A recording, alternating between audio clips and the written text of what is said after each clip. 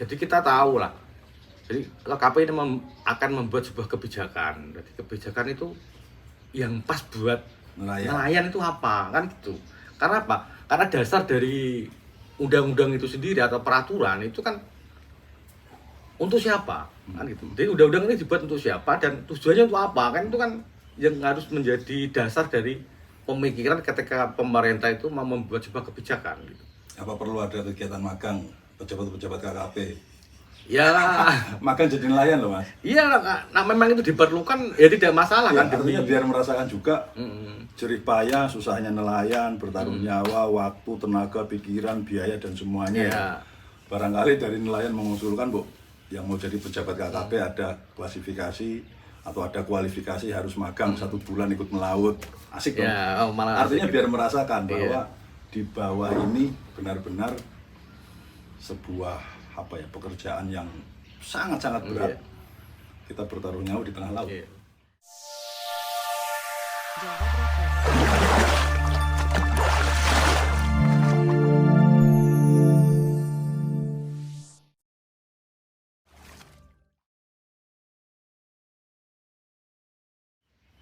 Assalamualaikum warahmatullahi wabarakatuh. Selamat datang dan salam sejahtera untuk pecinta kanal Mata Air dimanapun Anda berada.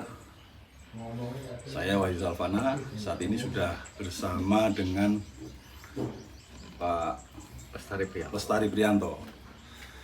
Tapi biasa beliau saya panggil Mas Rio. Jadi Mas Rio ini perlu Anda ketahui bahwa beliau adalah seorang nelayan yang kebetulan pada tanggal berapa kemarin Mas?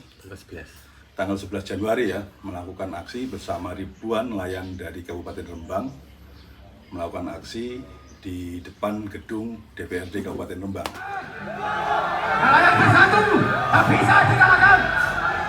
Saudara-saudara, hari ini kita akan buktikan kepada pemerintah daerah, kepada DPR, bahwa kita butuh pertolongan mereka. Mereka jangan saya tanya, ongkang-ongkang kaki, duduk di kursi parlemen dan di kursi bupati. Betapa dia. Bahkan yang luar biasa adalah arus lalu lintas macet total. Lumpuh ya? Iya. Untung hanya arus lalu lintas yang lumpuh. Tapi luar biasa Mas Rio, kemarin seolah saya melihat panjenengan itu seperti alumni mahasiswa pergerakan. Jadi orasinya luar biasa. Itu spontan atau gimana tuh Mas? Ya, itu spontan Gus. Karena ya sebagai salah satu bentuk cermin ketidakpuasan masyarakat nelayan terhadap kebijakan KKP yang selama ini kita rasakan belum berpihak kepada nelayan itu sendiri. Jadi perlu pecinta kanal Mata Air ketahui bahwa Mas Rio ini adalah ketua Asosiasi Nelayan di Kabupaten Rembang. Bisa dijelaskan sedikit Mas Rio, mungkin menyapa juga kenalan dengan pecinta kanal Mata Air soal sosok jenengan ini. Ya sebenarnya ya nama saya kan Lestari Prianto, kita sering dipanggil Mas Rio gitu. Dan kita kebetulan kita dipercaya jadi ketua asosiasi bayi tadi guna. Nama asosiasinya ya? Ya, Jaring Tarik Berkantong. Dan asosiasi ini terbentuk karena banyaknya kebijakan-kebijakan pemerintah yang kita rasakan tidak berpihak kepada nelayan. Dari zaman eranya Bu Susi sampai sekarang banyak kebijakan-kebijakan yang kita evaluasi ternyata memberatkan dan kita khawatir kedepannya nanti akan mematikan usaha perikanan itu sendiri. Kalau aksi kemarin itu total masa ada berapa teman? Kurang lebihnya sekitar 5.000-an. Banyak ya? Iya banyak, karena kan dari teman-teman nelayan JTK ini dari Desa Pasar Banggi, terus Desa Keramatan, Desa Tasya Agung, terus sampai ke yang terakhir yang ujung wilayah timur barat itu desa ini ke Gunung Wetan, ke Gunung Kulon. Itu belum semua padahal. Belum semua, karena masih banyak kawan-kawan yang melaut. Oh gitu. Ya. Nah terus dalam masih kemarin itu sebetulnya tuntutan apa sih yang dikehendaki atau diinginkan oleh para nelayan ke pemerintah, dalam hal ini Kementerian Kelautan ya? Ya, sebetulnya kan ada 6 tuntutan itu, Gus. Yang pertama ini terkait dengan masalah tingginya harga BBM. Karena selama ini ya terus terang saja, karena membebani biaya operasional melaut. Dari dulu itu kan 9 ribuan, tapi sekarang ada Industri iya, maksudnya BBM industri mencapai 12 sampai 14 ribu rupiah per liter. per liternya. Jadi artinya untuk biaya beban melaut ini 2 kali lipat dibandingkan dengan Sebelum kenaikan naik BBM itu ya. Terus yang kedua, Yang kedua terkait dengan ini indeks tarif pengenaan PNBP pasca produksi yang dikenakan 10% dikali penghasilan kotor. dikalikan bruto. Dikalikan bruto ya, betul. Jadi nelayan bongkar ikan terus kita jual ikan Ya. di DPI, katakanlah mendapatkan raman ya. Ya. Pendapatan kotornya itu 400 juta dikalikan 10% Berarti jadi 40 juta. 40 juta. Padahal itu belum kepotong biaya BBM, Ya, belum belum kepotong itu. biaya tenaga kerja, Oke, ya. belum kepotong biaya-biaya yang Itu yang lainnya. lainnya ya.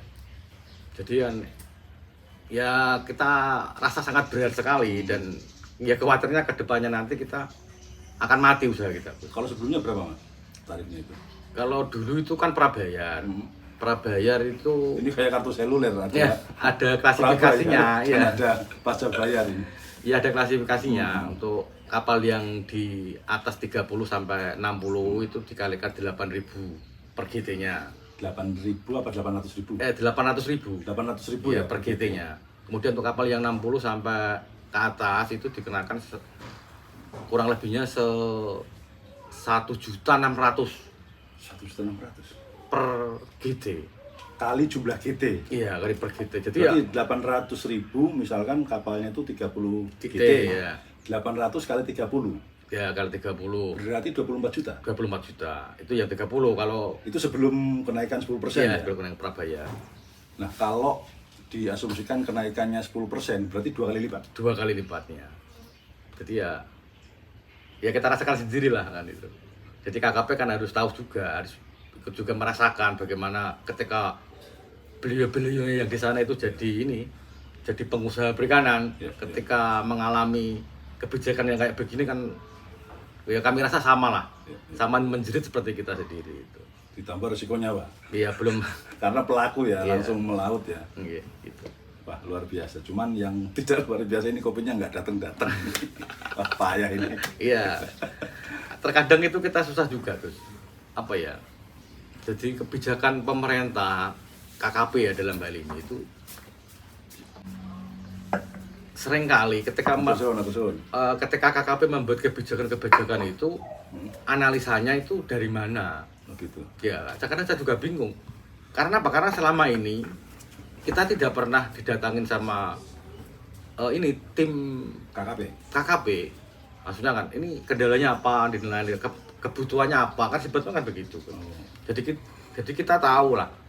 Jadi KKP ini akan membuat sebuah kebijakan. Jadi kebijakan itu yang pas buat nelayan itu apa, kan gitu. Karena apa? Karena dasar dari undang-undang itu sendiri atau peraturan itu kan untuk siapa, kan gitu. Jadi undang-undang ini dibuat untuk siapa dan tujuannya untuk apa, kan itu kan yang harus menjadi dasar dari pemikiran ketika pemerintah itu mau membuat sebuah kebijakan gitu. Apa perlu ada kegiatan magang pejabat-pejabat KKP? Ya, Magang jadi nelayan loh, Mas. iya nah memang itu diperlukan ya tidak masalah Ya, kan demi artinya biar merasakan juga Mm-mm. jerih payah, susahnya nelayan, bertaruh nyawa, waktu, tenaga, pikiran, biaya dan semuanya. Ya. Barangkali dari nelayan mengusulkan, Bu, yang mau jadi pejabat KKP ada klasifikasi atau ada kualifikasi harus magang 1 bulan ikut melaut. Asik dong. Ya, malah Artinya asik biar gitu. merasakan Iya. bahwa di bawah ini benar-benar sebuah pekerjaan yang sangat-sangat berat. Iya. Kita bertaruh nyawa di tengah laut. Iya. Itu kan kita baru berbicara soal pengusaha kapalnya ya. Belum kita berbicara soal nakodanya. Ya, Soal ABK-nya, soal pelaku-pelaku usaha lainnya. usaha yang di lingkup pelabuhan kan itu. Jadi saya berpikir begini kan, seharusnya itu ya, karena nelayan sendiri itu juga masalah sebetulnya. Dari mau berangkat melaut ya masalah, sampai di laut Masalah. ketika operasional Ada juga masalah. melaut juga ada masalah. Dan bahkan ketika nelayan mau menjual ikannya juga masalah itu. Jadi nelayan itu masalah sebetulnya. Kan seharusnya negara hadir untuk menyelesaikan masalah itu. Termasuk Tapi memfasilitasi iya, tapi apa-apa faktanya yang dibutuhkan oleh iya. nelayan. Ya. Tapi Ya. faktanya selama ini justru kebijakan-kebijakan yang dikeluarkan oleh pemerintah itu justru malah membebani nelayan itu sendiri. Kan tambah ironis gitu. Kan seharusnya kan tidak demikian. Mereka hadir, mereka buat aturan-aturan untuk menyelesaikan persoalan-persoalan yang ada di nelayan itu sendiri. Tapi aksi kemarin teman-teman puas. Wah, sangat puas sekali. Yang pertama damai itu puas, kemudian yang Sekalipun hanya macet sebentar. iya, Turun macetnya berapa? tak lama juga, Gus. Oh, lama? Iya. Ya ini kan sebagai bentuk inilah sebagai cermin ketidakpuasan masyarakat nelayan terhadap kebijakan-kebijakan KKP yang kita anggap belum berpihak kepada kita. Kalau kita pikir secara matang kan begini, Gus. Nelayan itu kan ada dua jenis nelayan menurut kita ya, menurut saya. Ada nelayan yang di openi ya, yang dirawat oleh pemerintah, dan ada nelayan yang membantu pemerintah dalam hal pemasukan negara. Kan untuk nelayan yang tradisional yang kita anggap nelayan kecil lah, itu kan selama ini kan mereka Hanya untuk kebutuhan hidup. Ya? iya, hanya untuk kebutuhan hidup, ya. terus yang mereka kan sering mendapat ini nih bantuan-bantuan dari pemerintah, solar subsidi dan yang lain-lain itu. Sedangkan untuk nelayan jaring tarik berkantong ini kan beda. Mereka mampu menciptakan lapangan pekerjaan Karena modal juga besar. ya, modalnya juga besar, yang kemudian memberikan kontribusi kepada daerah maupun kepada pusat itu luar biasa. Mas diminum dulu, Mas. Terima kasih.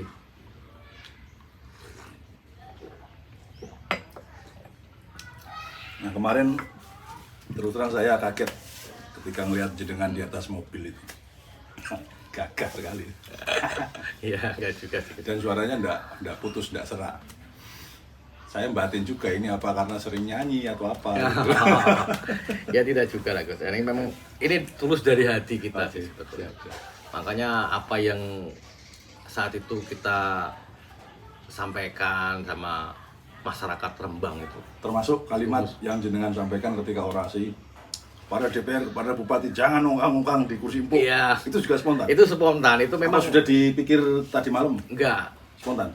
spontan itu, Gus. Karena apa? Karena memang selama ini saya sendiri tidak pernah pidato harus orasi, enggak pernah. Karena itu mengalir dengan sendirinya. Karena apa? Itu murni bentuk Suara hati. iya, ungkapan suara hati itu. Jadi selama ini kan saya mengikuti perjalanan ini kan udah lama, sejak eranya Bu Susi.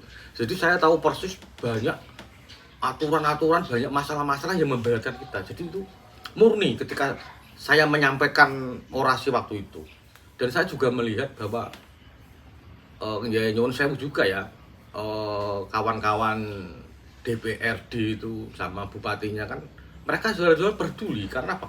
Karena kawan-kawan nelayan itu telah memberikan kontribusi yang lumayan besar kepada Termasuk nelayan ini Mas daerah. termasuk PAD terbesar ya? Iya. Di Rembang. Kalau kurang lebihnya sekitar 14 Persen. M itu tiap tahunnya. 14 miliar. Iya, 14 miliar. Kalau tidak salah loh. Gitu. Jadi kan seharusnya mereka ya minimal peduli lah, nanya kepada nelayan ada masalah apa anda.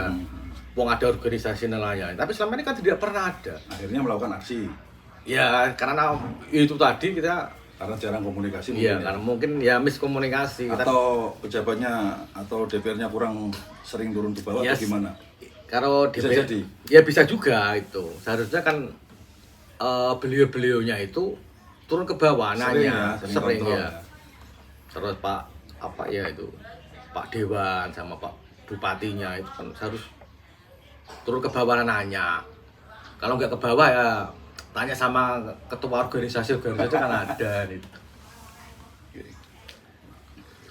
Apa nggak pernah itu Mas, legislatif dan eksekutifnya nggak pernah ngajak dialog teman-teman nelayan, sekedar jagong atau sekedar ngontrol di pelabuhan, melihat-lihat kesibukan para nelayan, sering atau mungkin jarang atau nggak pernah?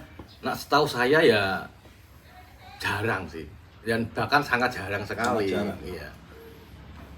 Cuma ya ada lah, nanti ada satu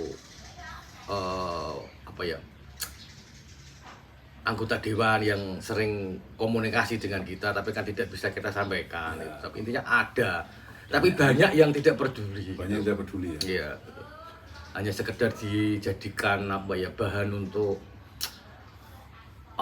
publikasikan dirinya, cuma terus untuk populer sensasional aja. ya, sensasi lah. Ya, ya, ya. Gitu. Nah kalau harapan sebetulnya secara global ya, harapan dari teman-teman nelayan khususnya di Kabupaten Rembang, di Pantura ini, itu apa tuh Mas?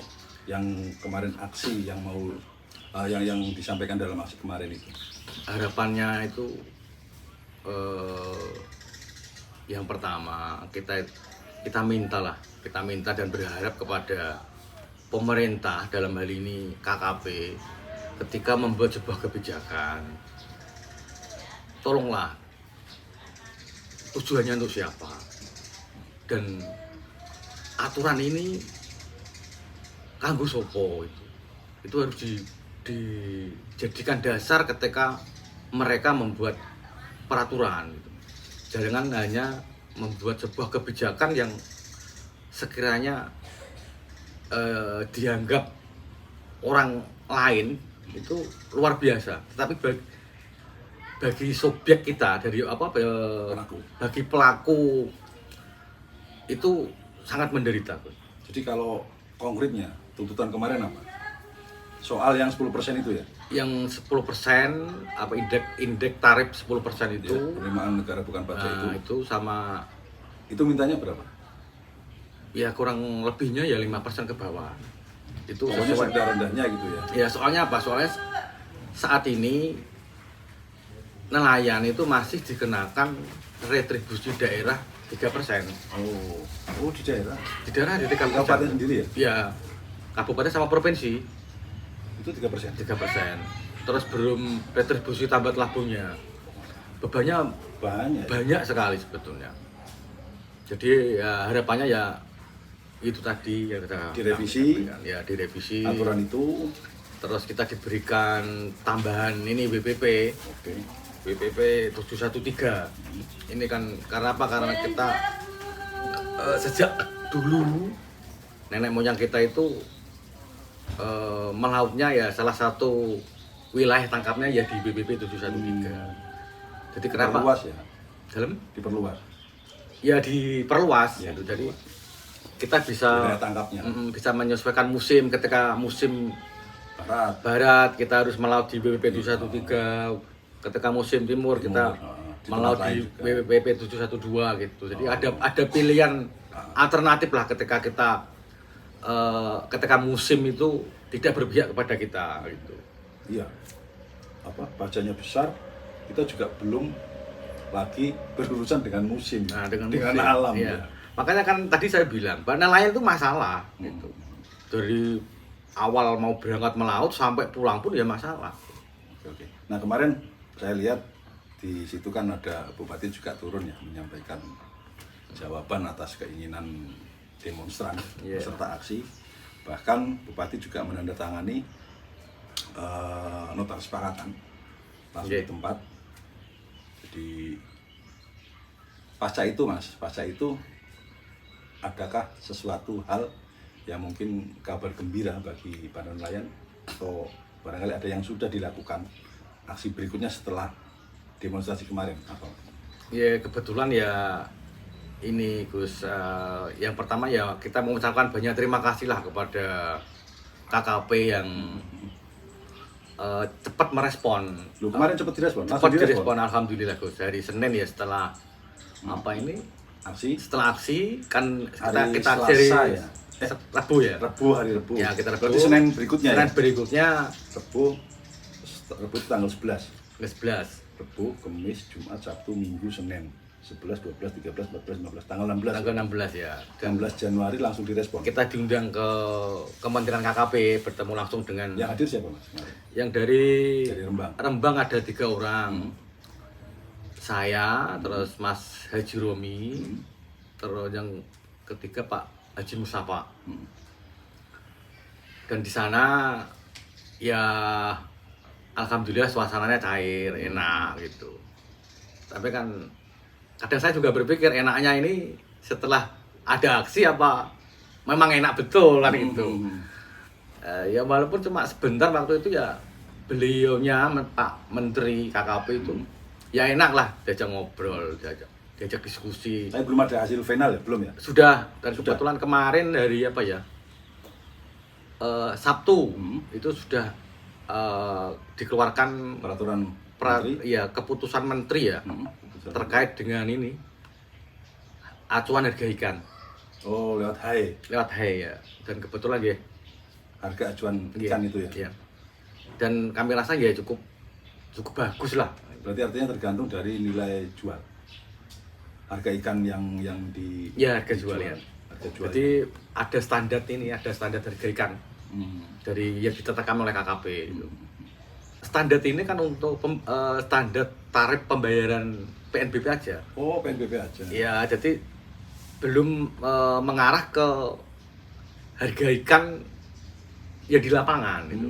Gitu. Jadi tidak itu ya, hanya untuk itu aja. Standar apa? Standar ini, standar tarif PNBP-nya aja ya. Berarti kalau dilihat dari persentase kisaran dianggap berapa? Kalau ada penurunan lah ya dari 10% dari itu ya? 10% itu ya. Ya minimal ada penurunan, berarti artinya di sini KKP bisa diajak komunikasi gitu. Jadi saya lebih ke sananya. Jadi tidak alat temen lah gitu. Nah, terus teman-teman juga sudah diinformasikan ke teman-teman? Iya, alhamdulillah sudah kita sampaikan lewat WA, lewat grup-grup paguyuban Dan gitu. respon teman-teman bagaimana, Mas? Responnya? Ya mereka agak puas, Agak puas, ya. walaupun kemarin tuntutan kita kan sekitar 3% gitu. Cuman ini biarlah berproses dulu. Iya, gitu berproses dulu. Jadi kalau kita nawar sama pemerintah terlalu ya. rendah juga Itu laut negara. negara gitu.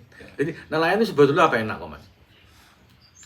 Enaknya ya gini, kita pengennya gimana lah gitu. Jadi nelayan juga merasa memiliki laut itu, sehingga ketika negara hadir untuk Memfasilitasi ya. ya memfasilitasi juga dengan itu tadi kita membayar pajak atau retribusi ya kita kan tidak masalah gitu. Tapi nilainya ini ya jangan tinggi-tinggi gitu. Jadi ya tidak memberatkan nelayan, juga tidak merugikan negara gitu. Nah, kalau dari pemerintah daerah sendiri, Mas Rio, barangkali ada harapan ke depan seperti apa untuk teman-teman nelayan? Nah, nelayan itu berharap ada apa ya, undang-undang perlindungan nelayan atau perda ya, perda perlindungan nelayan terkait dengan pengelolaan keuangan di DPI. Oh gitu. Ya, selama ini persoalan di DPI yang terkait dengan masalah keuangan itu sangat rumit sekali, sehingga banyak kawan-kawan pemilik kapal, abang pengusaha perikanan ini yang jatuh karena itu. Karena apa? Macet ini deh, keuangan TPI ini kan macetnya terlama, Gus. Sampai ada yang 6 bulan, sampai ada yang 1 tahun, bahkan ada yang digabung. Jadi memang tidak terbayar. Jadi Tidak terbayarnya di mana? ya memang pengusaha pengelola ikan itu bangkrut. Oh gitu. Bangkrutnya entah persoalan apa kita tidak tahu. Tapi faktanya itu Banyak yang banyak apa ya, banyak pembayaran yang mandek gitu. oh gitu. Itu yang kita, Artinya pemerintah daerah diminta hadir untuk itu ya? Iya. Untuk membantu menyelesaikan persoalan itu kan untuk pemerintah daerah kan punya ini apa? Setiap pabrik pengolahan ikan ini kan punya izin. Ya. Ini kan digunakan sebagai intimidasi lah istilahnya. Kan gitu kan. Ya. Jadi nelayan setor ke pabrik. Enggak, nelayan kan jual ikan di TPI. Ya, jual ikan di TPI, betul. Terus terjadi transaksi penjualan. Penjualan, ya. Ya penjualan ini kebetulan kan namanya orang di pasar ini kan Ya. sistem percaya kepercayaan. Ada yang bayar cash, ada yang tempo. Nah, dan Gitu ya. tempo ini yang bermasalah gitu. Artinya nelayan tidak bisa lagi untuk melanjutkan pekerjaan berikutnya, Berikutnya. karena pembayaran kan terhenti. Itu yang kemarin juga sempat kita catat di sini di item. Artinya pemerintah daerah diminta hadir untuk itu. Kalau bahasa jalanannya itu membantu nelayan untuk nagih, begitu. Iya. Sementara ini yang sudah dilakukan pemerintah daerah, apa sudah menyampaikan atau melakukan hal tersebut atau belum? Menurut informasinya ya ini apa katanya ya sering memanggil bakul ikan tapi tidak pernah datang. Ya, kadang-kadang saya juga pikir kok saya kadang kan gitu kan, saya aja tidak tahu kan gitu. Iya. Jadi intinya ya selama ini ya mereka tidak merespon dengan benar.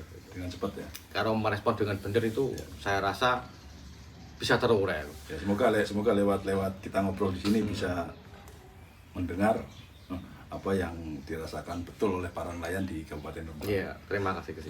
Tapi selama ini sebelum aksi atau sesudah aksi tetap seperti biasa ya. Iya.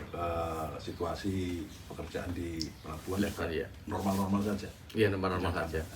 Cuma ini kebetulan kan lagi musim Ya, sepi, musim jadi sepi, ya biasalah kalau musim sepi itu nelayan ya begitu. Ya. Musim sepi, sarungan di pinggir jalan, Iya. cari warung kopi sudah. Oke Mas Rio, terima kasih waktunya. Iya, terima kasih. Jadi Mas mungkin Gus. ini adalah podcast pertama saya di kanal Mata Air. Semoga ada podcast-podcast berikutnya yang bisa berbagi cerita. Iya, iya. Syukur-syukur bisa menginspirasi, syukur-syukur bisa bermanfaat. Kalau ada manfaatnya, monggo silakan diambil. Kalau tidak ada manfaatnya ya nggak usah diambil karena nggak ada Iya, manfaatnya. iya. Sekali lagi, matur suwun Mas Rio atas Iya, waktunya. terima kasih Gus. Terima Iya. kasih. Sampai di sini dulu perjumpaan kita. Assalamualaikum warahmatullahi wabarakatuh. Monggo Mas di Iya, dulu. siap.